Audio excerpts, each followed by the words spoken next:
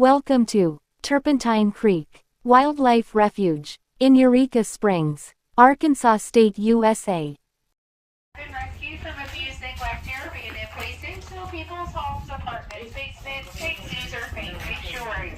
We bring them here to their new forever home where they get the care they need for the rest of their lives here. We are USA licensed and GPAS accredited, which means Global Federation of Animal Sanctuaries. We do not force any of our animals to come out. They are more than welcome to go in and out in their grassy areas as much as they like. We are also a hands-on facility here, so we do not put our hands on these animals unless they're fully sedated and if they need that care here. That being said, you're more than welcome to take pictures of the animals. We just don't go to their enclosures and take selfies and pictures and things like that. No, don't go selfish. Selfie. We just celebrated 31 years of operations in April. Oh, yay. Over 400 animals. And there are some sad stories along the way. It's not my intention to make you feel sad. It is like these animals before they came here. We're just trying to be their voices for them. First off, on my right-hand side here, you have two animals in there.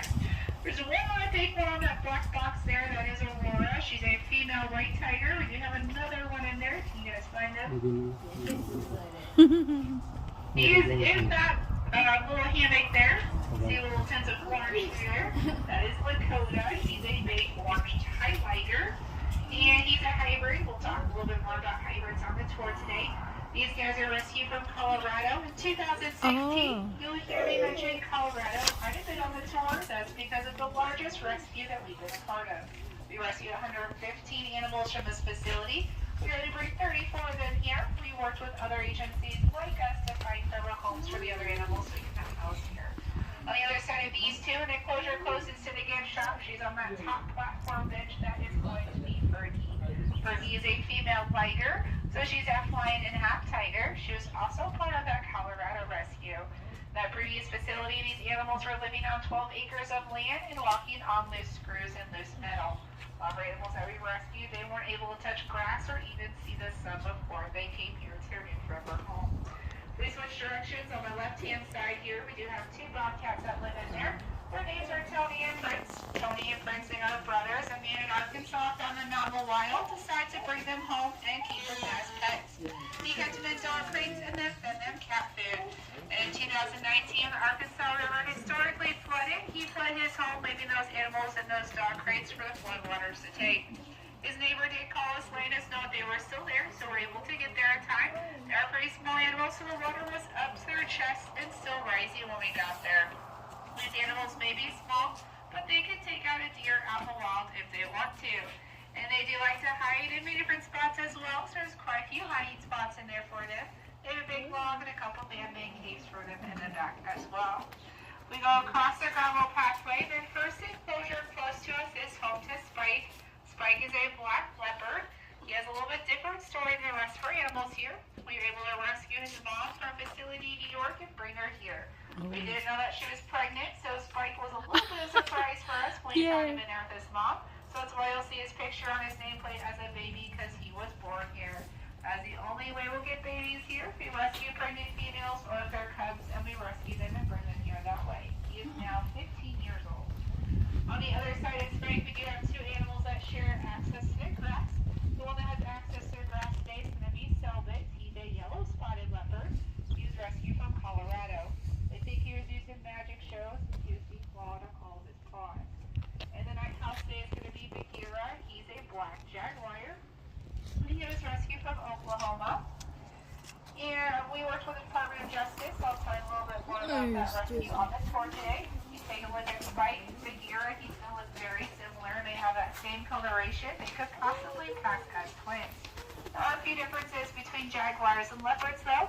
Jaguars, they tend to be a little bit more bigger, a little bit more boxier. Leopards, they're going to be a little bit more slimmer. And they still have that circle pattern on their fur, even though they're black. It's just a little bit harder to tell. Those circles we call rosettes on jaguars. They're more target-looking rosette, and then on leopards, they're more open-ended rosette. So like a C with a dot in the middle of it. And in the corner over there, we do have Bam Bam. He's a grizzly bear. He's very much a humor refuge. He's very popular here. He also tends to be a little bit lazier in the morning, so most likely he won't come out until later this afternoon or at all. And if he's not on the grass when we get back, you're more than welcome to walk down the hill there. There is a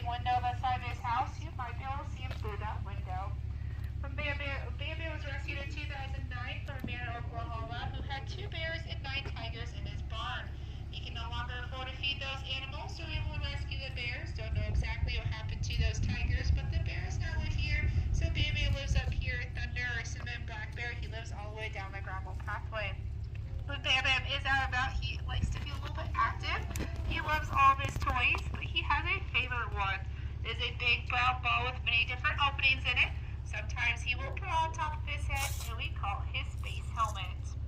He also loves his treats. Right now we are scatter feeding our bears, so we'll put some extra produce into their grassy area so they can find it like they would on the wild. The first things that he'll eat are going to be those apples. Then he'll go after those sweet potatoes. He's a little bit picky with them though. They have to be fresh. They cannot be frozen. Then he'll eat those oranges. He'll eat the insides and leave the peel behind. He's also a big fan of watermelons. And he occasionally does get coconuts. We give them to them whole, so he has to open it up himself. And he thinks he can open up by slamming it pretty hard on top of his head. Over here. But finds out real quickly, he doesn't quite open up like that, so he'll then put it on the ground and give his CPR to open it that way. Oh. He also likes to play in his pool in the corner in the summertime. His pool is a little bit more extra special. It's the only one that has a waterfall in it here, so he may be just a little bit more special, but all ratables, they're really special to us here. One more enclosure do like to talk about before we head on to the tram is going to be one we're going to be passing underneath. We do have an animal in there. Her name is Mondo. She's an African serval. She's found out roaming around in Ava, Missouri for I think about 6 months. Don't know exactly how she got out there. But a local farmer trapped her live trap, decided to call us. She does look a little bit different than a domesticated house cat. So we were able to rescue her, bring her here. A couple more weeks down the wild by herself, she'd probably no longer be here with us. It was the harsh winter of December and January we had, so she had frostbite Free Wi-Fi? and an infection in her paw. So she did have to spend a few weeks down at the hospital. She healed nicely, has moved up to her main area here. She does have access to the house. She can go over a bridge into her grassy area whenever she likes.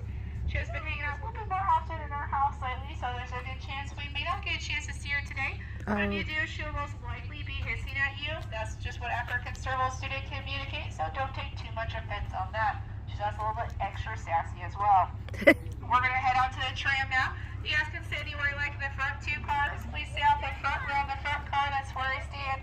And that'll make a very good window for you to see the animals. Thank you.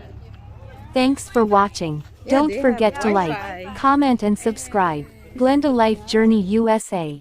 Instagram Glenda Life Journey USA. TikTok Glenda Bautista 5.